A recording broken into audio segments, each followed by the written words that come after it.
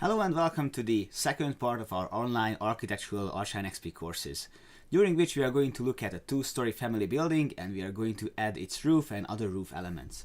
My name is Zoltán Tóth, Partner Manager for ARCHLine.XP and your CAD and modeling enthusiast. I can't wait to show you the things that you can use to create a very elaborate documentation and model of this nice family house. So let's review what we looked at last time. So last time what we did is we created the first two floors of this building using an existing line work, and we created the first floor, the ground floor as well. We added the railing, we added the slab parts, but the thing that we are missing very badly is the roof itself. So that's what we are mainly going to look at today, but we are also going to look at other roof components, meaning rain gutters, solar panels as well. And one thing what I just realized we're missing is the columns, so we are going to look at that too. During the show, if you have any questions, I urge you to ask them. And in fact, there's a couple of questions that were submitted after last webinar that we had yesterday. And let's just start the show by talking about these things, because I think they are important to the topics that we are going to cover today. So first of all, there was a question about it's fine that we can create three-dimensional wall elements from existing line work, but how do we create walls from scratch? So that's the thing what I'm going to very quickly demonstrate here with an empty ARCHLine.XP project. So first of all, when you are creating a wall, just like I did yesterday, you go to the building wall menu. And if you click on this, you have a set of styles you can choose from. I'm just going to use the one layer 38 thick wall. And what I have to do, I just click and drag my mouse and type in the value based on which the wall is going to be created, just like that. So just keep on clicking and the wall would be created. You can use very standard CAD workflow to add the values, just like that. And if you, for instance, want to connect this and that point, then you just have to hold the Shift key and close to another angle. So that was one thing I haven't mentioned yesterday, but that's how you create walls. And if you want to create a partition wall, for instance, with a different thickness, then you don't have to copy this wall and change its thickness value. Instead, you just go to wall and you just go with the 10 wide wall and you just add it like that. So that's the basic idea in terms of creating walls. So that was a very important question that was submitted yesterday. I think we had to cover that.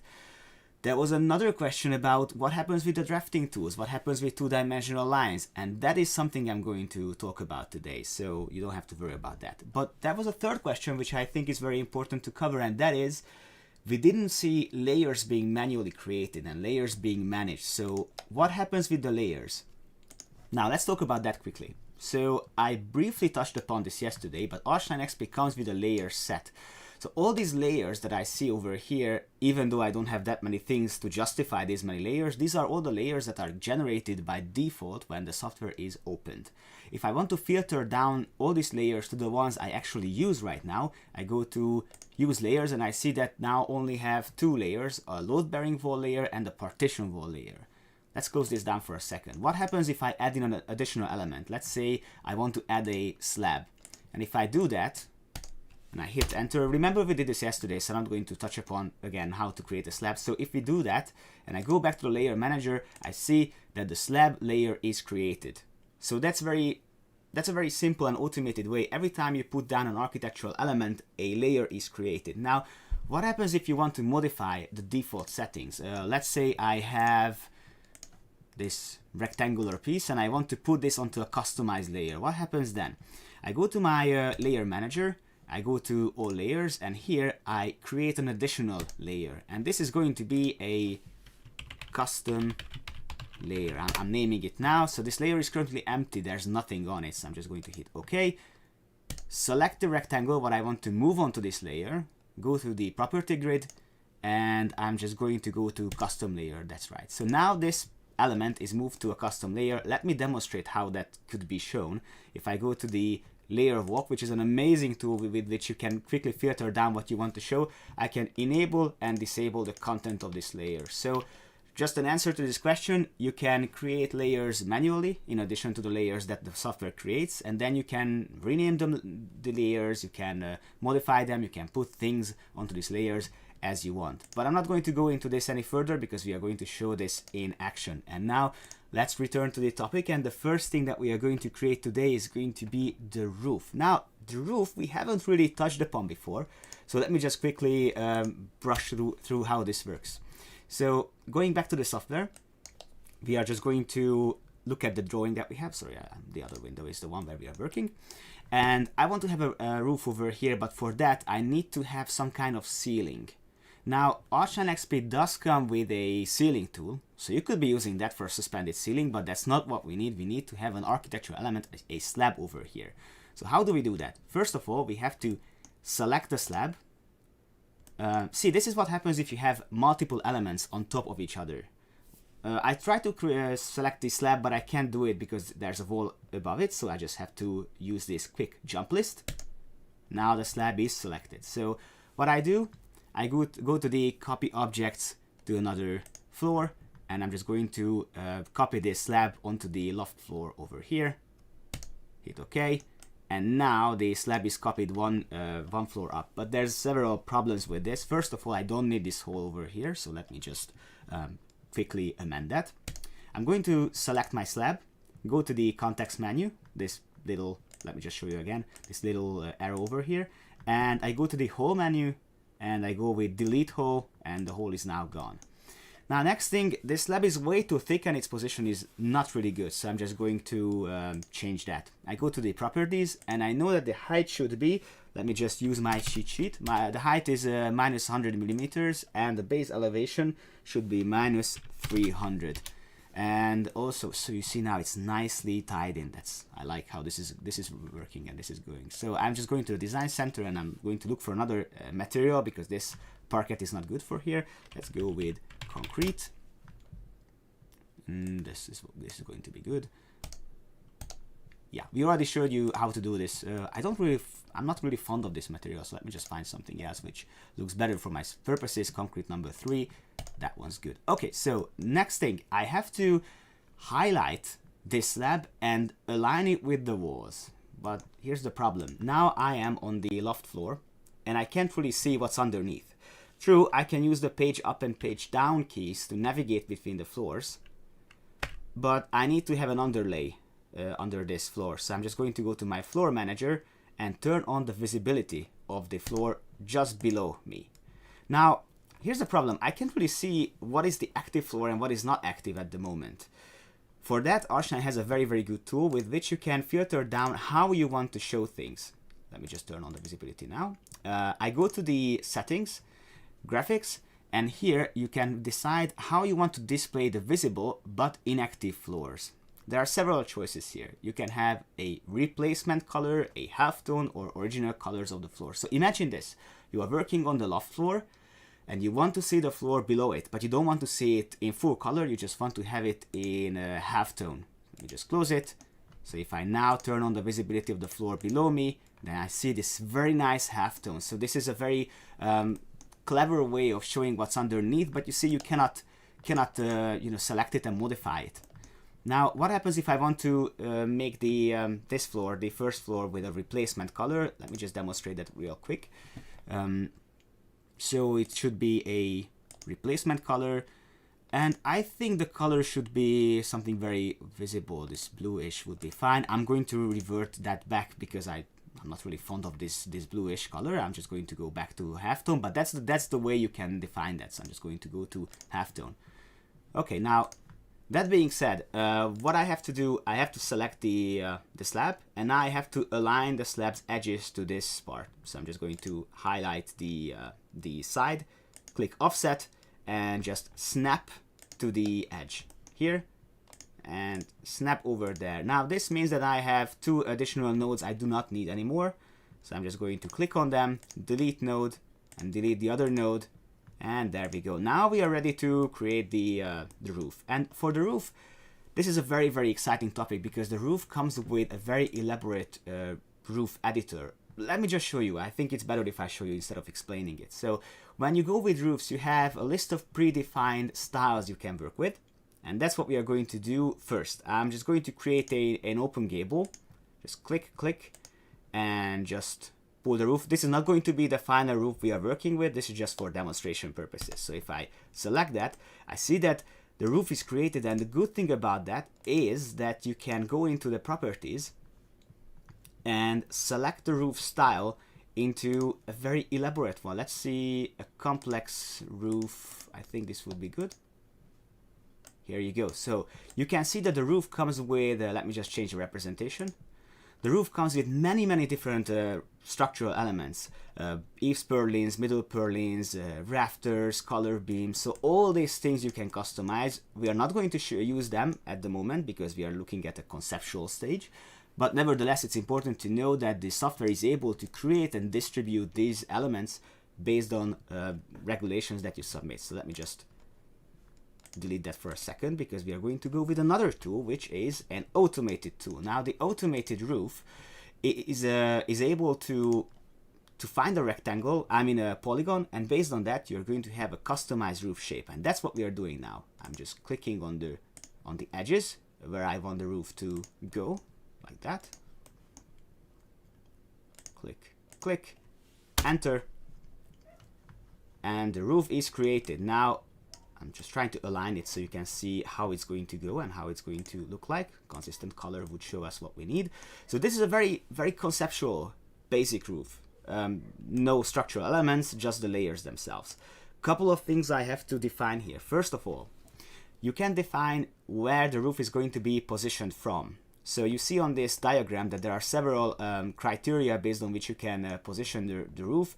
I'm going to pick the C value, which is going to be the distance between the slab and the roof itself, which is going to be -300.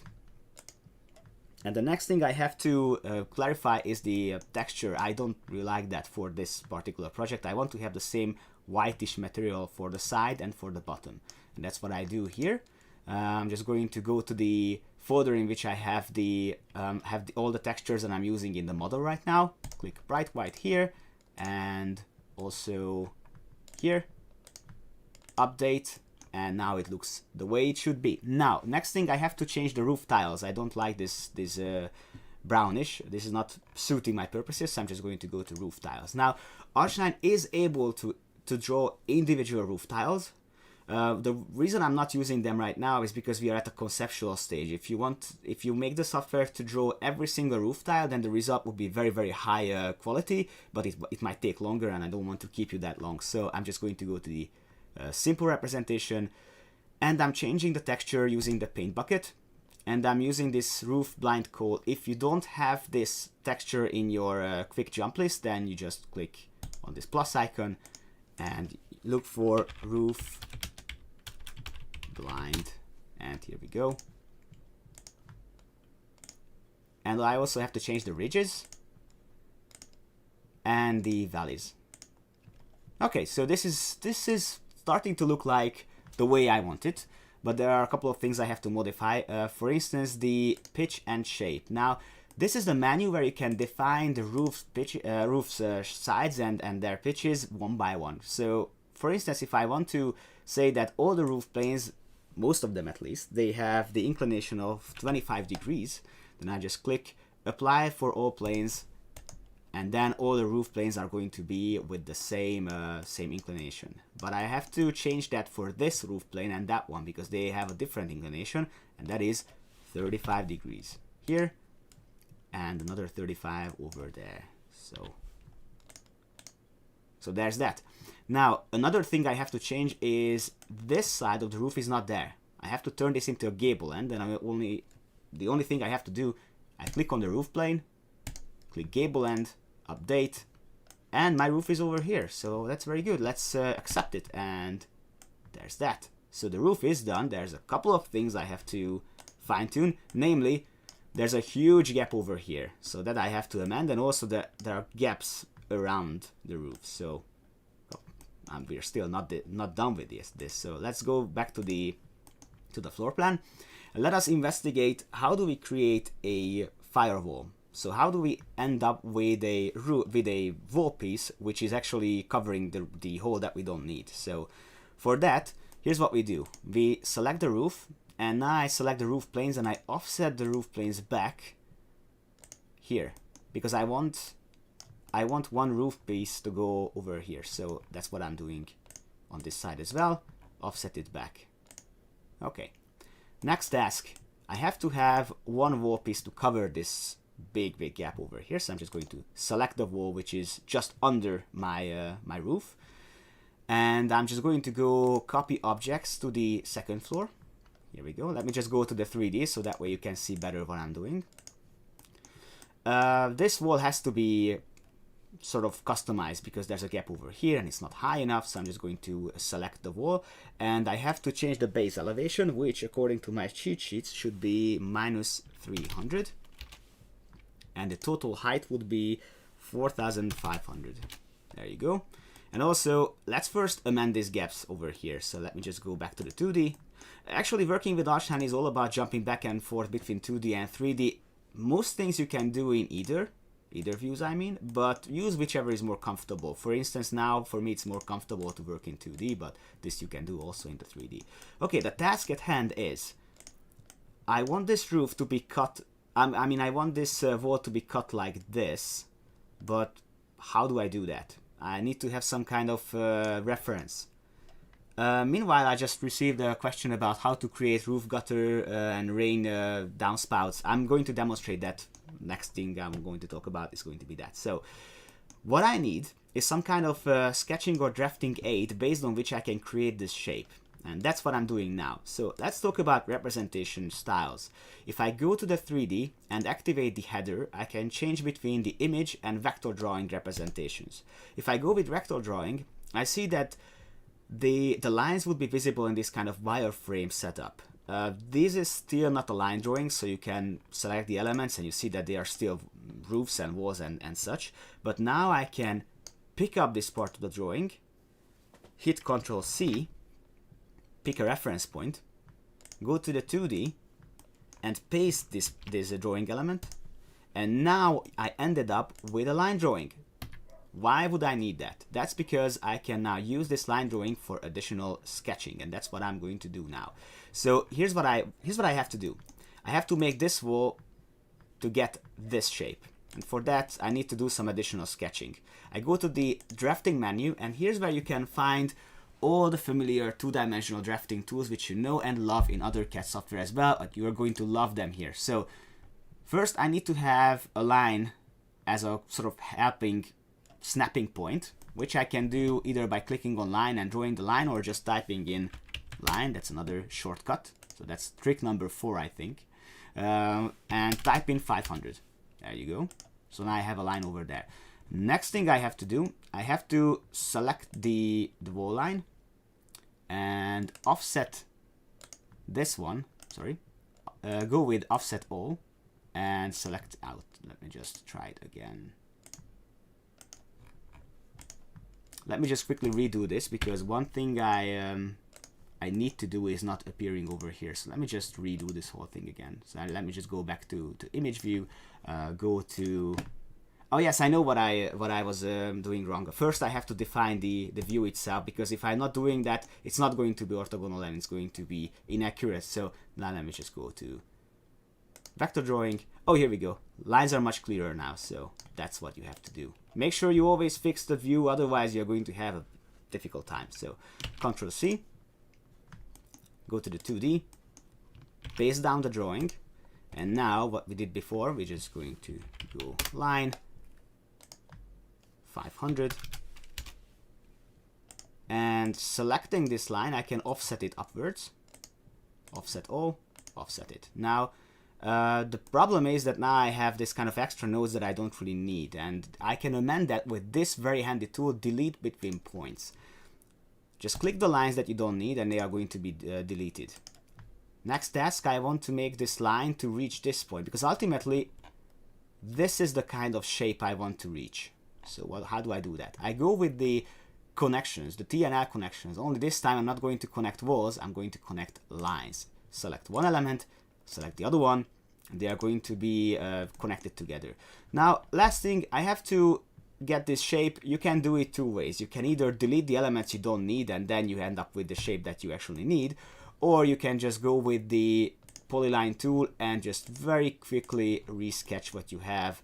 It's just 5 points altogether, so it's not a big deal, and you end up with this shape. So let me just pick it up. And here we go. Oh, there's one line missing, so I'm just going to add that too. Okay, so that's what I actually need. This I don't need anymore, so I'm just going to highlight, delete. And now the task is that I have to make this wall piece to follow this shape, which I can do by clicking on the wall. Again, use the quick jump list if you don't find the element you're looking for. And go to the menu and go to reshape and add whole profile. Now, what's happening over here? What is actually happening is that now the software tells me that this is how your wall actually looks like. Tell me how you want to reshape that. So I'm just going to position this profile, superimpose it onto the shape that I have created. And now I'm just going to go with close loop and click on this area, and then the software tells me that this is the new shape of the wall. Let's see how that looks like in the 3D. Oh, that's exactly what we were looking for. So you see that that's a nice firewall. You can have a more elaborate shape than that, but that's just the basics. So let me just highlight this wall and change the middle material to have it as a bright white element. That's right. Okay, one other thing is missing is there's a gap. So wind is going to go in there if I don't do something. So I'm just going to go back to the 2D. By the way, quick tip. If you, and that's trick number 5, I think.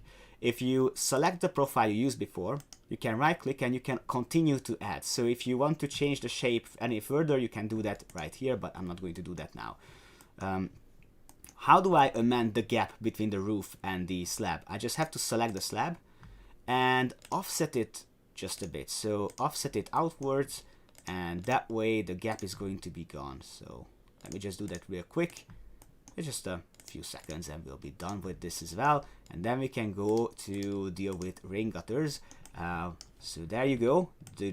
The gap is now gone. One thing is what I made as a mistake. The valley is not colored. So let me just select the roof and go to the roof tiles. Go to the valley, and here we go. So it's nice now. It's all having the same kind of grayish color.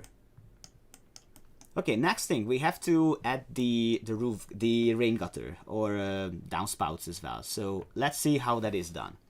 Now the rain gutters, they are created with an automated tool, just like many other things in ARCHLine. So let me just go to the building menu and go to the roof gutter menu and just select the roof plane itself. And now the roof is going to be tracing out how the gutter should look like. So that's something that you can obviously customize. So if you're not satisfied with, let me just open this up. If you're not satisfied with the shape, you can customize that. But for now, I think it aligns fairly nicely. So why does it look like this? It's because of the section profile that is selected. ARCHLine.XP comes with a set of section profiles you can use for these purposes. I think the gutter section.pro is going to be just fine, so I'm just going to use that. Color is not good, so I'm just going to go to the paint bucket and add a new color, G370. If you don't find it in this palette, you just have to go to the menu and find it over there. Okay, here's one problem. There is a red line under, or rather in, the gutter, and that shows where the gutter is going to be positioned, and that's something I can fine-tune, and I have to do that, otherwise it's not going to go to the right place. I'm just going to change where the reference line is going to be positioned. I just managed to put it on the other side, so let me just again do that. There you go. And by hitting OK, the rain gutter would be created. I'm not going to accept this yet because I have to add 2 downspouts, which I can do by clicking on the downspout tab. And here I see a green sort of preliminary path which shows how the downspout is going to look like. And for that I have certain values I have to comply with. So first of all, the downspout is going to be in length 5,900 millimeters long. So it's going to be much longer than I originally positioned it. And there's going to be 2 downspouts, and I know their position. I know how far they are from the ending point. So I know that this downspout from the right hand side, it should be 5,580 millimeters. Hit the plus icon and the downspout is created. Let's have another one by clicking on the plus icon and add its position from the left hand side, which is going to be 7,800. It's very nice. So I'm just going to hit OK. And the downspout is now created. If I made any mistake with the sketching, for example, that whole scenario is way too high, then I just click on the marker over here, start moving the downspout downwards, I mean the rain gutter downwards, and add in the new value, 100 millimeters downwards, or maybe 200. I think that wouldn't hurt. 150, I think that would be better. So there you go. That's how you create it. Now, how do I fine tune this? You can select the element. Let me just go to the bigger view, and you can modify the path. You can add new nodes, you can move the downspout, you can add an ending, so you can all customize how this downspout looks like. So that's how you can customize it, but for now we are going to be satisfied with what we have. Next, I'm going to create 4 solar panels. This building is going to be very environmentally conscious, so I need to have 4 panels over here, and that's a very good pretext for me actually to show you the MEP toolsets, what we have in the software. So let's go to the design center, to objects, and let me find the solar panels. I have written out the name of the elements we're looking for. We have to go to objects, the MEP content, and we have to go with solar, and I have the HVAC solar heating battery at a sun, which I have to position over here. So let's do that. Jumping into 2D, I'm dragging and dropping the solar panel, and I'm placing it as an object, placing it, let's say, over here. Now what happened over here? The element is horizontal. That's not what I want. I want it to have the same inclination as the roof itself. I can do that by going to the properties and saying tilting ahead should be 25 degrees. If I do that, the element is rotated, only this time it's going to be pushed into the roof, so I'm just going to elevate it. Oh, by the way, if you don't want to snap to anything, because now the element is going to be snapped to whatever I'm hovering the mouse over, you can turn off the snapping with the magnet bar. Just like this. So I'm just going to, don't forget that this is a conceptual drawing, so I don't have to be too accurate at this point, but I have to be efficient. So I'm just going to turn this back on. Now I want to have 3 additional copies of this panel. How do I do that? Obviously I could pick it up and I could say move a copy and make additional elements, but instead I'm going to use the edit, duplicate, and array tool, which once I have created an element, hit enter, I say how many additional parts I need, which is 3. Click the starting point of where I want to copy the elements from, and start dragging my mouse. And if I know for a fact how far I want to copy this to, then I'm just going to add 3,600. And there you go, you have nice solar panels. You can have even more, but they are nicely complying with the inclination of this roof. So that's actually what we wanted to achieve. Now, next thing I haven't touched upon yesterday is how to create columns. Now, columns go into 2 categories. We are going to create a few decorational columns and a few strategic or structural ones. And let's see how that's done. First of all, I know that I have a staircase on the first floor, or the ground floor if you are coming from the from Europe, and first floor if you are from the US, obviously. I want to look in, but I can't do it because I'm still in axonometry. Remember, we covered yesterday. So if you want to jump into your model, you have to switch into a perspective view, which allows you to drag your viewport and go into the model. And I'm just going to add the view over here, making sure that I can jump back here.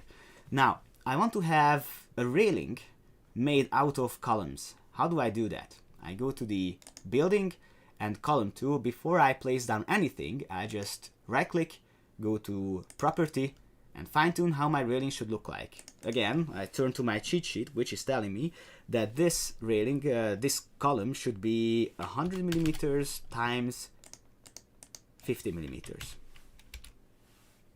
There you go. Or actually I could even switch it up because I want to do it like this, and I could rotate this, but I think it's easier if I just say that the width is 50 and the height is 100 millimeters. Okay, I'm not fond of the material, so I'm just going to change it to something else. Let me look for the proper material. This one should be good for the solid.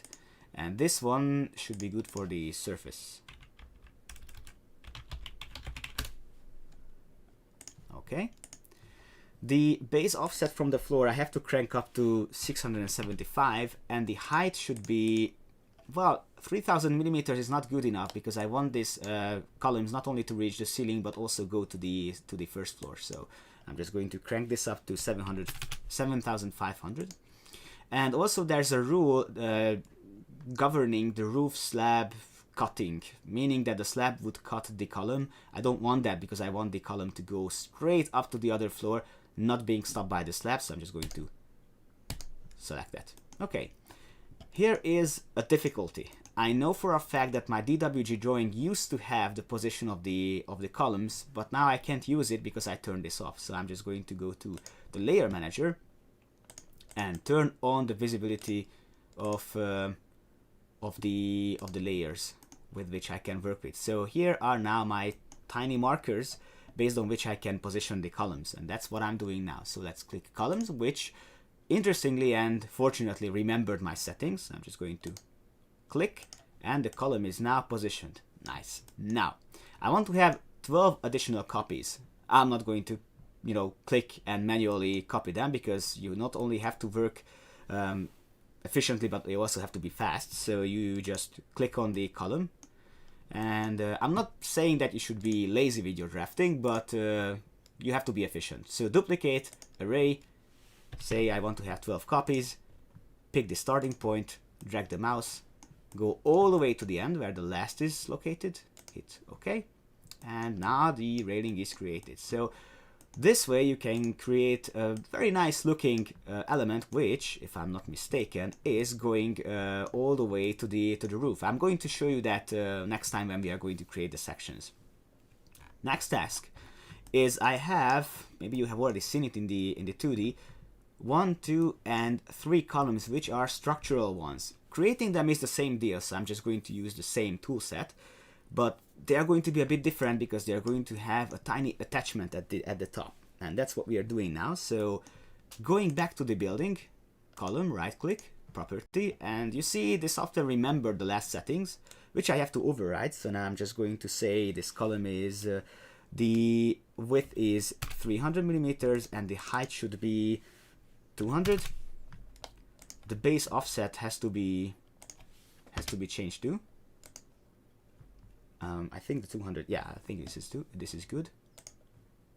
The base offset should be, instead of 75, it should be minus 200. Why minus, you ask? That's because we have a slanted slab, a ramp over here, and if I leave it as 0, then it's going to, the column is going to float over my ground, so minus 200, and the height should be, the value is 2700. The material, now, I don't find anything in here which I like, so I'm just going to go to the main menu and look for stone wall. And I think stone wall 045 would be just the one I need, so I'm just going to change this here as well. Okay, slab roof cutting, I can enable that, but at the moment I don't need that. So I could do that. Last time I didn't need that. Now it makes no difference, so I'm just going to hit OK. Am I done with this? No. Let me show you why. Because if I position my column, I see that there's a gap over here. So how do I amend that? I think the height is not good as well. Yes, mistakenly I wrote 2700 should be the one. So I'm just going to hit OK. Now there's a gap. And let me show you a very nice decorational element you can add to this column so as to bridge that gap and make it a bit more interesting, because otherwise it's way too brutalist. So I'm just going to go with this menu, cutout, recesses, attachment. Now what does this do? You can add additional holes and extra extruding, protruding elements. Insert new is going to create a hole over here. Now what happened? What happens here is that the software creates an additional element to this column based on a shape that you define. The shape in question is a circle. This is not good. I have to change that to another, I think a rectangle profile should be good. Simple rectangle is good. Let me just accept that. So now I have this kind of cutout. So this should not be a cutout. This should be an attachment. And the attachment should be at the top of this element. So the way I do that is I go with certain settings, which I have to, again, just quickly see from my jump list. So the distance from the reference point should be minus 150. And it's gone now because it's actually in the middle. So that's what I wanted. And the thickness should be 100 millimeters. Now it's starting to look the way it has to, but it has to go at the top. So I'm just going to say that I want to have this element at the top. And the last thing I have to do, I have to move it into that direction, which if I know well, it's going to be, oh, I think it's just 100. So minus 100. Nice. So I have an extra attachment, which is sort of breaking up this whole form into tiny shapes. You could obviously do this with extra elements, maybe another column, but then it would not behave as one column. Before I finish, I have to change the surface material of this element into something else. I think the concrete 3 would be, again, there to help me. So there you go. The solid material should be concrete 3 as well. And there we go. So now, the interesting part is that if I select the column, it's going to be one single element, retaining all the properties of a column, while if you would create this with multiple elements, then it would not behave as one. So again, what we have to do, we have to pick up this column and make a copy. What do I do if I have a reference over here? And I want to make sure that the column is actually positioned the way I want it. I just have to click on the side or the edge, and then the software picks up this column with one of the edges, move it to the other symbol, just hit. Oh, sorry, I moved it and did not copy it. So that was a mistake from my part. So I'm just going to go move a copy from and copy it there. There's an extra copy here, which I have to add. So I'm just going to go move a copy from and position it here. First, I have to rotate it. So I'm just clicking on the marker, rotate 90 degrees, doesn't matter which direction, and I'm just moving it there. Are we done? No. And the reason why we are not done is because this column is not reaching its height. Why is that? What happens if I realize that this column is being pushed into the ground? So if I compensate for the base elevation, then this column should reach its height, right? Well, not really. And that's rightfully so. Let me demonstrate. If I go to the settings and I crank up the base offset to 0, I see that the offset is now, you know, changed, but the column still doesn't reach its goal. Why is that? It's because the column is trying to comply, you know, follow the changes of your design. If it would change its height every now or then you wouldn't be able to know what's going on your drawing. So you have to manually change that if you want to do that. Otherwise, the software is not going to be there by itself to override your decision, and that would not be that good either. So I'm just going to crank it up, and now it reaches the way it should go. So we came a long way actually. We created the roof elements, the rain gutters, columns, and also these nice economically and environmentally conscious elements. Now, next time we are going to go one step further, and we are going to go with documentation, creating sections, elevations, labels, room and area markers, and all kinds of things which you can eventually print. Before I actually look at that, before we wrap up today's session, we are going to go with the questions that you have asked. So let's see a few questions. In the beginning, I already answered a few, but let's go with the questions I have. Okay, so if we have the maximum height of a roof, how do we put that? You mean you have a regulation meaning how high the roof should be over the slab? If I understand that correctly, then this is the solution for that. So these are the laws, the rules based on which you can position the roof. This is how you can set up where things should go. Okay, here's another question. We usually have a cornice just below the roof. In fact, 99% the cornice is the edge of the slab. How do we draw that cornice? Well, that's actually a very good question. I'm not sure if I can do this with the gutter in the way, but maybe I can temporarily delete the gutter. I don't really like to delete things during the webinar because that would show that you have to get rid of things, but anyway. So if you go to the interior menu, you have a sweep tool, and the sweep is actually able to highlight a 3D face, and then you would be able to draw things on top of that face, like this, like here. I'm not going to do it all the way, but this would get you the idea. So okay, so what happens here is that you have one path along which a shape is dragged. Now if you go to the tab where you can define, okay, this is going to be very anachronistic, but you get the idea. So if you select the profile with which you want to fill this path, then you are going to end up with this. I'm just going to hit accept, but just for a second, because this is not going to good look on this drawing, but you would get the idea. See? So that's how you can do that. I'm just going to undo this because I'm not proud of my creation. Okay, there's another question. Is it possible the columns, the slabs, and the beams to insert to a static program so we have the geometry of the building? For that, there are other software solutions on the market. ARCHLine is able to export its data into IFC, DWG, and other formats. If you have a statics or a structural calculation software, then that would be the way to proceed.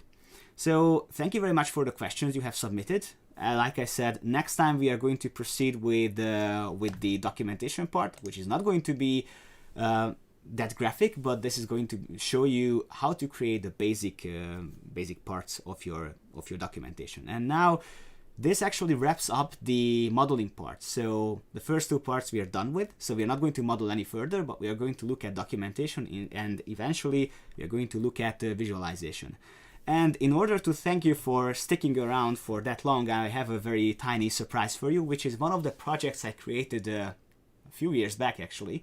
I mentioned in the beginning that I enjoy using ARCHLine just for these fun projects, which have no sense whatsoever, but sometimes you have to experiment with the software to create additional things, and you would learn some other things. I'm a hobbyist, so you have to be easy on me, but here's a project I created which has nothing to do with architecture. This is actually how I modeled my guitar. So enjoy this tiny video and see you next time.